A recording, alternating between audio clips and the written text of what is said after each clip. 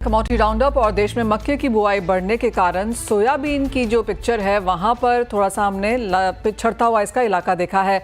मध्य प्रदेश और महाराष्ट्र जैसे जो दो बड़े उत्पादक राज्य हैं, यहां पर सोयाबीन की बुआई पिछले साल से कम है।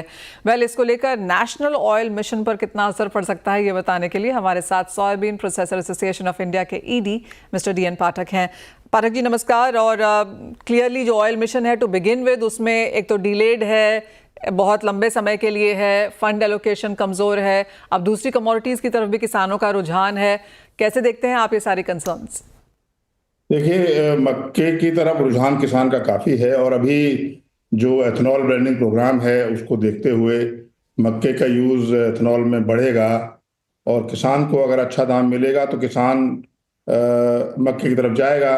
सोयाबीन के दाम इतने कम होने की वजह से और अभी तो ग्राउंडनट के दाम भी कम है, तो डेफिनेटली ऑयल सीड से हटके किसान मक्के की तरफ झुक सकता है और उसके लिए इमीडिएटली कुछ कदम उठाने बहुत ज़रूरी हैं ताकि ऑयल सीड का मिनिमम सपोर्ट प्राइस तो किसानों को हमसे मिल सके।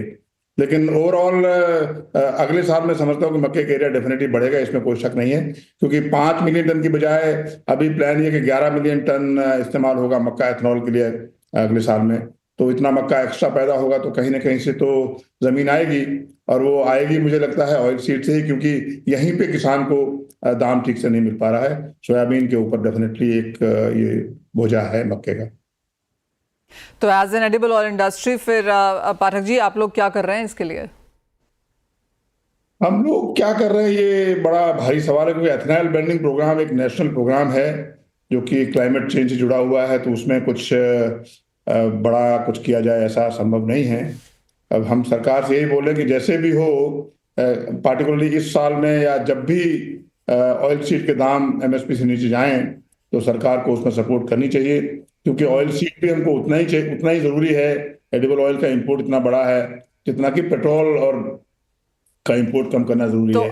पाठक जी आप ये कह रहे हैं कि एक तरफ ऑफ कोर्स जो हमारा बायोफ्यूल का मिशन है, लेकिन दूसरी तरफ जो एडिबल ऑयल मिशन है, नेशनल मिशन है, इन दोनों में से कहीं ना कहीं एक बैलेंस क्रिएट करने की जरूरत है। इंपोर्ट डिपेंडेंस पे सरकार लगातार यहाँ पर बात करती हुई नजर आई है, तो एक को लेकर दूसरा पिछड़ता हुआ नजर आ रहा है आपको? ये बैलेंसिंग इस वक्त बहुत जरूरी है, क्योंकि जब फूड और फ्यूल का सवाल आएगा, जब भी कभी आएगा, तो 145 करोड़ लोगों के मुल्क में फूड को ही प्रेफरेंस देना पड़ेगा, फ्यूल को प्रेफरेंस नहीं देना पड़ेगा। मैं ऑफिस आ सकता हूँ बैलगाड़ी पे, साइकिल पे आ सकता हूँ, लेकिन खाना तो मुझे फिर भी खाना है। तो एक बैलेंसिंग एक्ट थोड़ा बनाना पड़ेगा। ब्लेंडिंग का प्रोग्राम है, ठीक है, चल रहा है, लेकिन फूड का उसमें इस्तेमाल कितना हो ये एक बड़ा मुद्दा है और उस पर एक बड़ा कदम कुछ ना कुछ जरूर उठाना पड़ेगा सरकार को। ऑयल सीड के किसानों को, ऑयल सीड की इंडस्ट्री को अगर इस वक्त सपोर्ट नहीं किया गया तो इंपोर्ट और बढ़ेगा और हम पहले ही इतना पिछड़ चुके हैं कि हमने इंपोर्ट जो 0 था वो बढ़ा के 60% कर दिया, 1.5 लाख करोड़ हो गया है। आगे कहाँ जाएंगे ये तो मैं सोच के भी घबराता हूँ कि इंडस्ट्री का क्या होगा। पोल्ट्री को फीड चाहिए ही चाहिए, अगर सोयाबीन नहीं होगा तो फीड कहाँ से आएगा, फिर उसको इंपोर्ट करना पड़ेगा। तो बैलेंसिंग इस वक्त बहुत जरूरी है, आपने सही शब्द का इस्तेमाल किया है। एक बैलेंसिंग सरकार को तुरंत करनी पड़ेगी इसमें। बेरिश ट्रेंड्स तो हैं ही यहाँ पर प्राइसेस में, क्या उसका असर यहाँ पर आवकों पे पड़ा है? किस तरह की प्रोक्योरमेंट हमने यहाँ पर होते हुए देखी है? देखिए, पिछले जो शुरू के 3 महीने हैं उसमें मुझे लगता है कि आवक करीब 15% कम है मार्केट में। सोयाबीन की डिमांड भी कम है।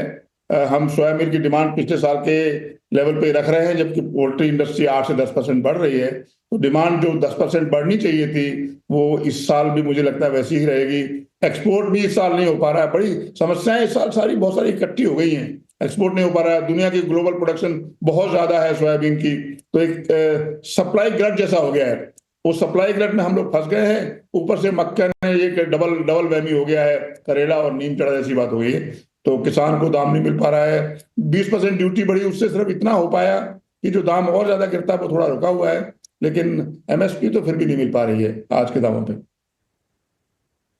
प्रॉब्लम्स काफ़ी सारा है और जैसे मिस्टर पाठक कह रहे हैं कि इस साल में हमने चिंताएं ज़्यादा आते हुए देखी हैं। एक प्लस पॉइंट शायद सिर्फ 20% की इंपोर्ट ड्यूटी का ही हमने बनता हुआ देखा, लेकिन उसका भी बहुत ज़्यादा इम्पैक्ट कोई ग्राउंड लेवल पे देखने को मिला फिलहाल ऐसा भी नहीं है। मिस्टर पाठक बहुत शुक्रिया साथ जुड़ने के लिए और वो पूरा जो इंडस्ट्री है उसके बारे में बात करने के लिए। और जैसे आपने कहा कि काफ़ी सारे सोल्यूशंस की, काफ़ी सारे मेजर्स की फिलहाल यहाँ पर सरकार की तरफ से ज़रूरत है। कुणाल, जाते जाते